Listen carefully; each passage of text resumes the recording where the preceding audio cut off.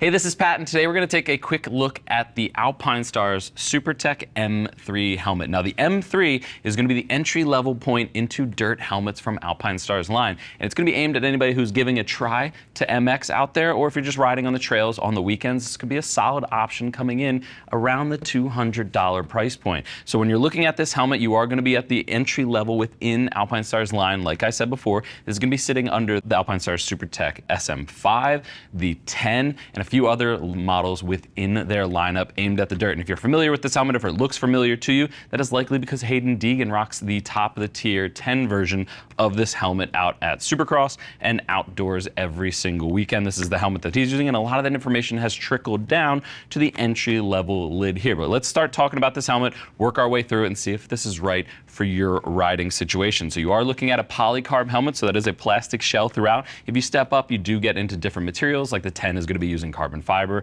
and things like that. So you do get a little bit more of a budget experience when it comes to the polycarb in there, but it is DOT, it is ECE 2206, and it's going to be intermediate oval, meaning that it's a little bit longer front to back than it is side to side, which is spot on for most of the US market. And I will say a size medium fits me spot on. I'm a medium in almost every single helmet out there, and medium is right there. So if you are taking your measurements, referencing that size chart, you should be all set with going with whatever the recommended size is. A little bit narrow on the sides compared to most dirt helmets out there on the market, not as extreme as say like some of the Foxes or the Troy Lees. A little bit more space than them, but it is still a narrow cut in my opinion.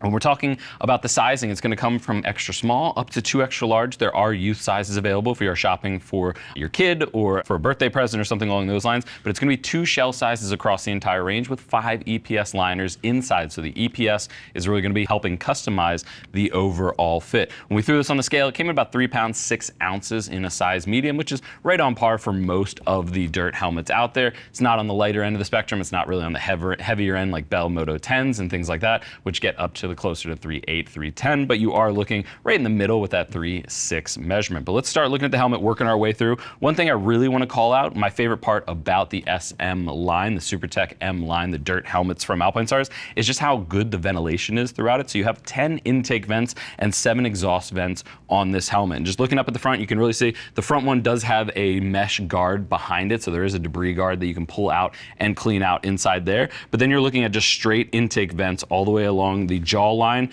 around the chin, some exhaust vents on the side as well to help suck away all that hot breath so it's not fogging up your goggles. But a nice clean lines running down the side, some more exhaust vents to help pull that air out of the top of the helmet. You got some intake vents at the forehead, and then in the back, nice flat area for your goggle straps with some accessory exhaust vents at the back with some hidden ones down below as well. So one thing I just want to call out is just how well this helmet ventilates. It's something that we've seen trickle down from Deegan's feedback on the SM10, just getting maximum airflow through so you are as cool as possible while you're out there on the trails. Again, riding dirt bikes is a very labor-intensive sport. It's something you're going to be sweating in there, so getting all that airflow through. Might not be good for the coldest of the cold out there. You might want to rock like a balaclava if you're riding in the wintertime, but adding that in there and having that intake vents is going to be great for the majority of you riders out there in the desert or just riding in the summertime. It's going to be a nice option for you just to cool you down.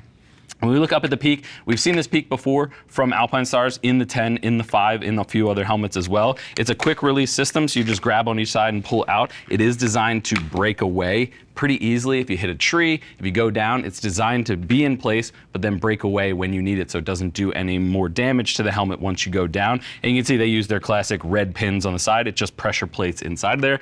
Pretty easy to install and pop in and out. Not something that we've seen anybody like where it's popping out, you know, prematurely or anything like that, but I like how stout it is. You really have to give it a little bit of a pull to get that to pop out. Downside, there's no adjustability to that peak, but I will say, looking at the top down, you can see just how well the aerodynamics are built into that. If you are getting on trails, going up to 50, 60 miles an hour, if you're cutting on the highway to get to the next trail, it's not going to be something that's really pulling your head back at higher speeds. After that, it probably will if you're getting up to like highway speeds and touring around on it, but I don't really see this helmet in that application. But you can even see nice channels through for the air to pop out, including an intake vent on the top that it's going to be funneled straight into.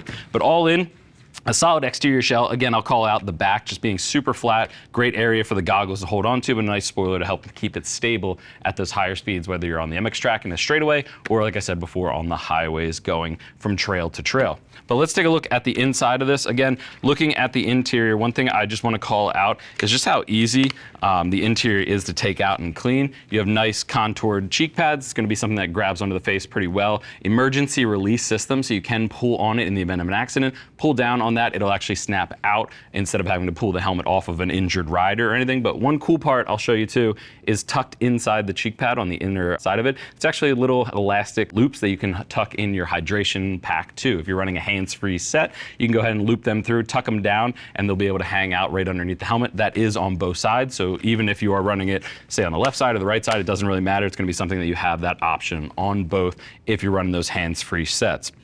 I'll take out the interior top liner on here. One thing I will say, try to show it to our camera guy on here, this piece above the brow is elastic, and just make sure you're being gentle when it's coming out because it is pure elastic with a little foam backing on there, but just a couple tabs that hold it in on the interior. But as you can see, 2 snaps at the rear and just that brow mount up at the front, and a nice 3D printed design just to help airflow and also keep it as comfortable as possible. Now what you're not going to see on the interior is the A-head system that we see on the top of the line A-Stars helmet, where you can actually adjust it. It gives a little bit of rotational protection. It's just going to be standard EPS on the inside, a couple different densities, about 4 densities I think throughout, from the top to the back to the sides, as well as the front is entirely reinforced. I'll actually try to show that to the camera guy here. You can see it's fully reinforced at the front. For any face impacts into the front of the helmet, it's going to be able to absorb it. It's a little bit higher density when it comes to the EPS. We sometimes see EPP being used in there. Just helps absorb some of the lower blows. But one thing I will call out that is missing on the interior, you don't have any speaker pockets on the inside of this helmet. That's what I would have liked to see